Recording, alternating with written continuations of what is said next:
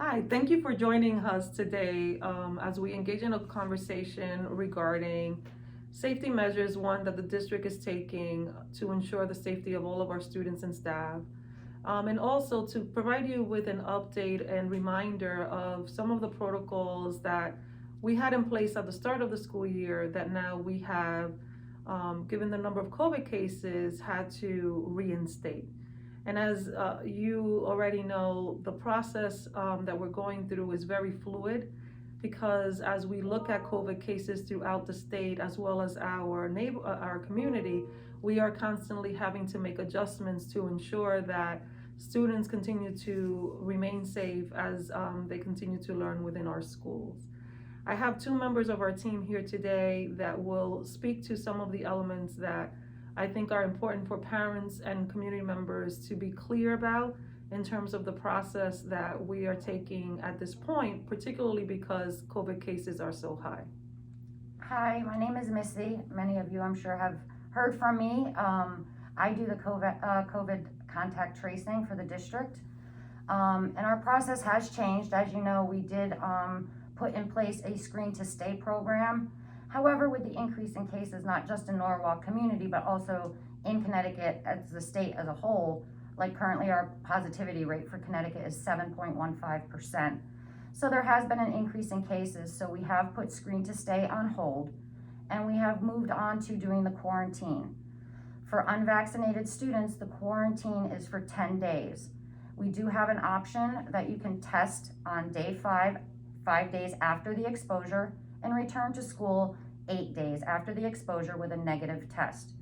For vaccinated students, you can continue to enter into school. And we do recommend, as the CDC recommends, that even without symptoms, you should still have a COVID test. We definitely recommend a PCR test on day 5 following your exposure. The rules, as our superintendent has said, definitely is very fluid. During the day, staff will contact you via phone. After hours during the week and on the weekends, we will send out an email blast.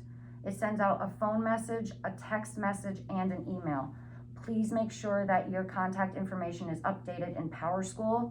We want to make sure that everyone that has been exposed is made aware as soon as possible.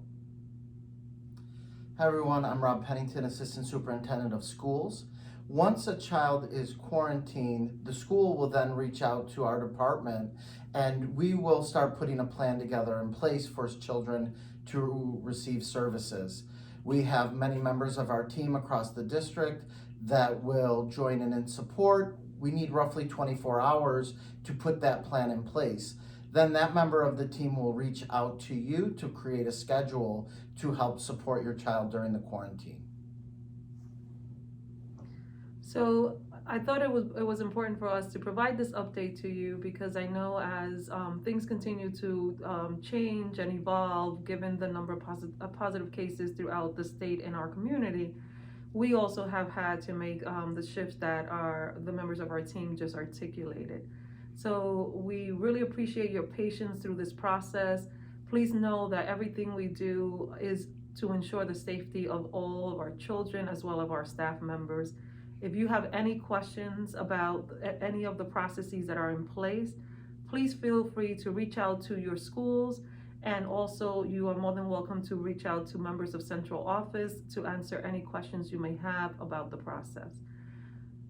I want to wish everyone a wonderful evening, and I hope that this information helps you better understand where we are and the work that we're trying to do.